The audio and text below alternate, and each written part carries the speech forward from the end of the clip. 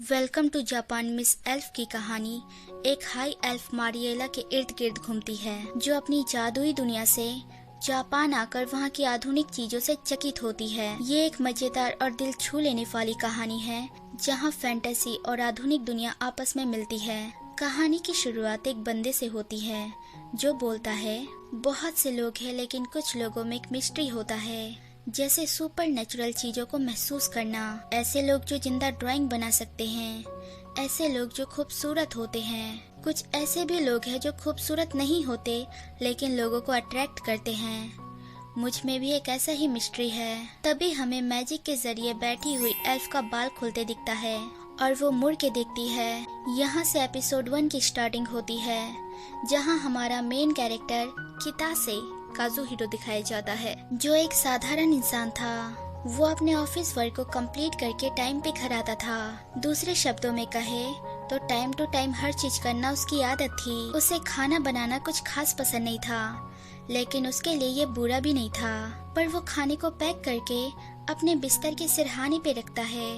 ये काफी स्ट्रेंज था। खैर, उसका फेवरेट काम था सोना। असल में उसे बचपन से ही फैंटेसी वर्ल्ड वाले कॉमिक्स पढ़ना बहुत पसंद है, जहाँ तलवार ढाल मॉन्स्टर से लड़ना और मैजिकल दुनिया हो। और कुछ दिनों से उसके साथ एक अजीब चीज भी हो रहा है। वो सोता यहाँ है और उसकी आंखें दूसरी दुनिया में खुलती है। उस सपने में वो एक ऐसी दुनिया में होता है जो एक जादुई दुनिया थी। खैर, काजुहिरो बताता है, यहाँ मैंने मॉन्स्टर से लड़ाई करने की भी कोशिश की है, मगर मैं हर बार हार जाता हूँ और अपनी दुनिया में जाग जाता हूँ। इसलिए वो मॉन्स्टर को देख के वहाँ से भागना ही सही समझता है। खैर, हमें वहाँ एक एल्फ दिखाई जाती है, जिसका नाम मारिएला था। वो काजुहिरो को काजुहिहो बुलाती थी। असल में जब वो पहली बार इस दुनिया में आया था, तब उसने अपने मैजिकल आर्टिफैक्ट में गलत नाम डाल दिया था, जिस कारण उसका नाम काजुहिहो पड़ गया। अब काजुहिरो बोलता है, चलो साथ में खंडर एक्सप्लोर करते हैं। पर वो जाने से मना करती है और बोलती है, भला ये सब देखने में भी मजा आता है क्या? काजुहिरो बोलता है, अगर साथ चलोगी तो तुम मेरा लंच खा पाओगी। ये सुन वो हिचकिचाते हुए मान जाती है।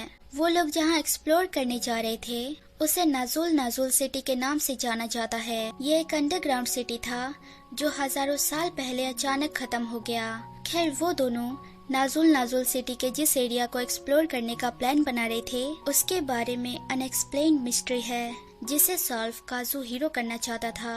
अंदर जाते ही मारिएला मैजिक के जरिए उजाला कर देती है। वहाँ का स्ट्रक्चर देख के वो दोनों हैरान थे, क्योंकि ये काफी शानदार था।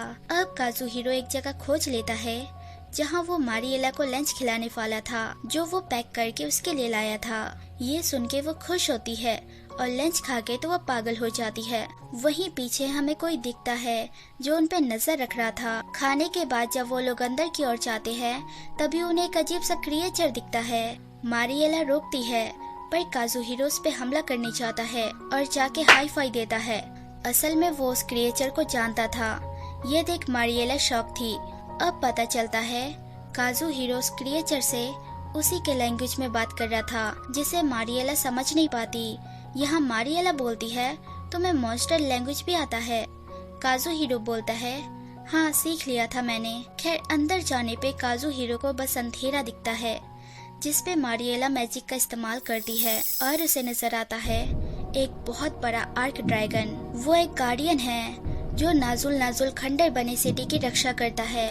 ये ड्रैगन एक डिवाइन एंटिटी के रूप में दिखाया गया है, जिसका काम हिडन सीक्रेट और ट्रेजर की रक्षा करना था। उसके पास मैजिकल पावर और ओरा है जो उसे डेंजरस बनाती है। खैर, उसे देख मारिएला काफी डर जाती है और वो उसे शांत रहने बोलती है, लेकिन उस आर्क ड्रैगन की आँख खुल चुकी थी। तभी वहाँ का गेट बंद हो जाता है और सारी लाइट बुझ जाती है। वो ड्रैगन खड़ा हो जाता है, जिसे देख दोनों की हवा टाइट हो गई थी। अब ड्रैगन उन पे हमला करता है और काजुहिरो यही बोलता है, लगता है मैं फिर से मरने वाला हूँ। अगले सीन में वो अपनी दुनिया में जाग जाता है। तभी उसे रियलाइज होता है साइड में कोई और भी लेटा है। असल में वो मारिएला थी, जिसे देख वो डर के गिर जाता है, क्योंकि उसे लगा था वो बस एक सपना था।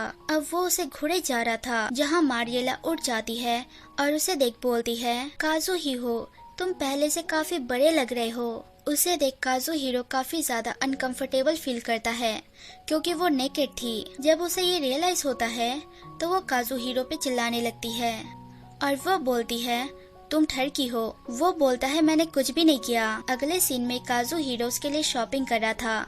काफी सारी शॉपिंग करके वो निकल जाता है। घर पे आने के बाद वो मारिएला को बालकनी पे खड़ा देखता है।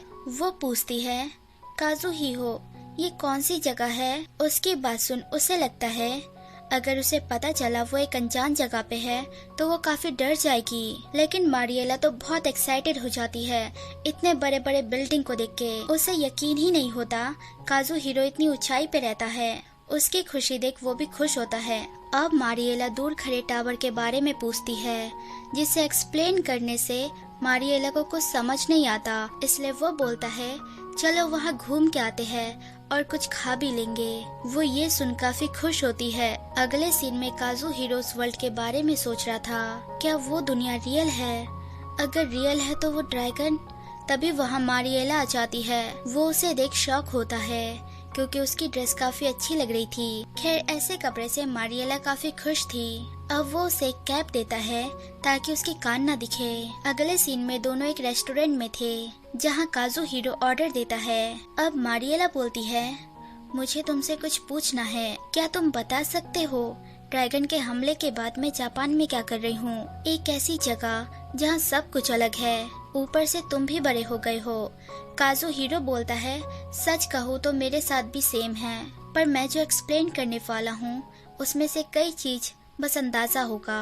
अब वो मारिएला को पहले ये समझाता है कि वो कैसे उसके वर्ल्ड में जाता है। काजुहिरो पूछता है क्या तुम्हें कभी ऐसे सपने आए हैं जिसे तुम्हें लगा हो तुम दूसरी दुनिया में चली गई हो।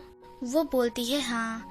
तभी काजुहिरो बोलता है जो हर बार मैं तुमसे मिलने आता था वो सब कुछ मेरे लिए बस एक सपना है, लेकिन जब मैंने तुम्हें आज सुबह मेरे बेड पे देखा तब मुझे रियलाइज हुआ वो कोई सपना नहीं था बल्कि रियलिटी थी। पर मैं सिर्फ सपने से ही अपने वर्ल्ड में नहीं आता बल्कि मुझ पे कई बार अटैक हुआ है, तब मैं वापस आया हूँ। और जहाँ तक मारिएला की बात है वो काजुहिरो के साथ उसके वर्ल्ड में इसलिए आई क्योंकि जब ड्रैगन ने अटैक किया था तब उसने मारिएला को पकड़ लिया था, जिससे वो उसके साथ उसके वर्ल्ड में आ गई। मारिएला को लगता है वो मर गई है, पर काजुहिरो बोलता है ऐसा नहीं है, देखो तुम जिंदा हो।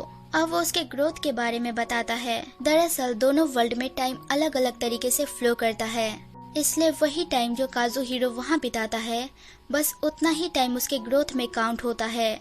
मारिएला अब उसका एज पूछती है। वो बताता है 25। ये सुन के वो शॉक होती है। खैर उनका फूड आ चुका था, दोनों काफी एंजॉय करके खाते हैं और मारिएला जापान के बेस्ट सीजन का मजा लेती है। काजुहिरो बोलता है तुम सही टाइम पे आई हो, welcome to Japan miss Elf. ये सुन वो खुश होती है और दोनों निकल जाते हैं।